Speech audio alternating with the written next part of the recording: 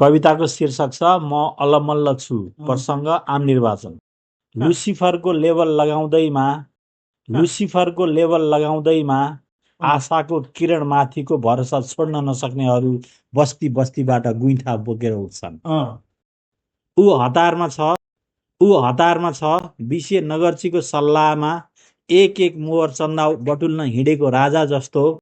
ऊ पूर्व पश्चिमको दौडामा छ हातबाट आशीर्वादका सुका मोहरहरू खोज्दै।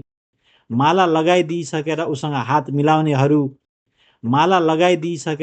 हात मिलाउनेहरू एकछिन हात नधुम्की जस्तो गर्छन्।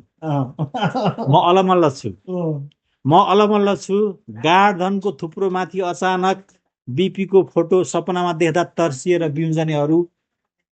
गाढ धनको थुप्रो माथि अचानक बीपीको फोटो सपनामा देख्दा तर्सिएर बिउजनेहरू अझै पनि यदाकदा बीपीको सपनाको कुरा गर्छन्, देश बनाउने कुरा गर्छन्। म अलमल्ल छु सत्ताको रोटेपिङ खेल्दै सोच्न सकिने सम्मका कुकृत्य र भ्रष्टाचार गर्नेहरू। म अलमल्ल छु सत्ताको रोटेपिङ खेल्दै सोच्न सकिने सम्मका कुकृत्य र भ्रष्टाचार गर्नेहरू अझै पनि यदाकदा सिद्धान्तका कुरा गर्छन्, देश बनाउने कुरा गर्छन्। मेरा छिमेकी भाइ चिच्चाइरहन्छन् मेरो कानैमा सावधान, यो सबै प्रायोजित हो। रबिन हुड जस्ता देखिने यी नयाँ अनुहारहरू त्यो तीनटाउके राक्षस जस्तै हुनेछन् जनताको आशीर्वादले।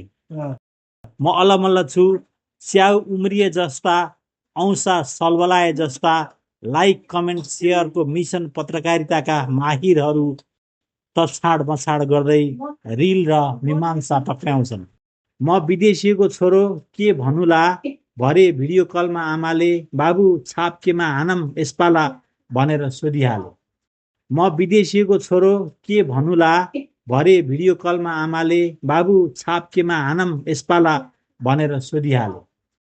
रिलमा फेरि देखिन्छ जेनजी आन्दोलनका घाइतेहरूले घाउ सफा गरेको दृश्य, जेनजी आन्दोलनमा सन्तान गुमाएकाहरूले प्रश्न सोधेको अनुहार। म अलमल्ल छु खैके